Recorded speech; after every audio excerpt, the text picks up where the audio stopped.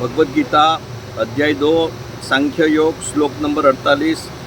भगवान श्री कृष्ण ने कहा, तू योग में फल की आसक्ति छोड़कर सिद्धि और असिद्धि में समान बुद्धि वाला होकर कर्म कर, क्योंकि समत्व वही योग है।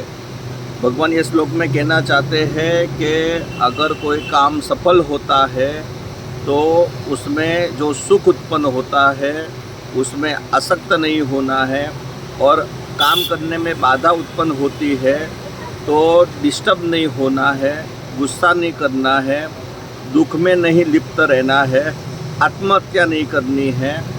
तो भगवान ये इसको कहते हैं कि यही योग है, समान रहना, सुख और दुख में समान रहना, सफलता विफलता में सम रहना, उसका नाम योग है। 49 श्लोक में भगवान ने कहा, बुद्धि योग समत्व बुद्धि युक्त निष्काम कर्म से सकाम कर्म बहुत ही हल्का है।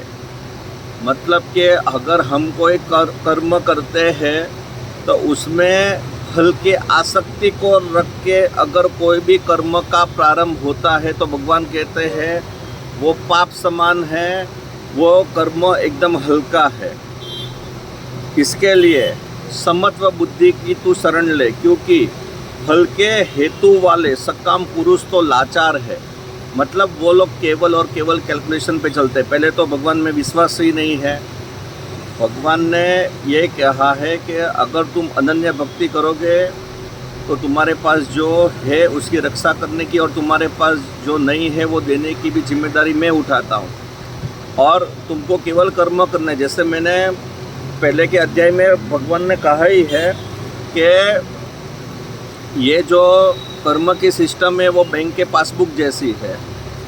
जैसे कि पासबुक भर जाने पे बैंक अकाउंट क्लोज नहीं होता है, वो सब कैरिड फॉरवर्ड होता है, वैसे ही मनुष्य जन्म के बाद जो मृत्यु होती है तो उसका जो अकाउंट है पाप पुण्य का वो ख़त्म नहीं होता है, वो आगे कैरिड फॉरवर्ड होता है।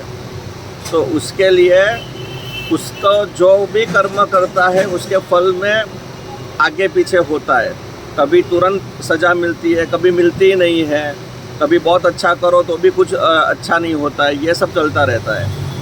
तो इसके लिए भगवान कहते हैं कि जो कैलकुलेशन पे चलते हैं, मैं इतना करूँगा तो सामने मुझे इतना मिल जाए, मैं मंदिर में फलानी जगह पे तीर्थ यात्रा में जाऊँगा लेकिन उसके पहले मेरा ये काम हो जाए, तो ये जो बांधने वाली प्रक्रिया है देवताओं को भगवान को, तो भगवान कहते हैं कि वो एकदम पाप समान है और ऐसे मनुष्य भी लाचार समान है। हरे कृष्ण।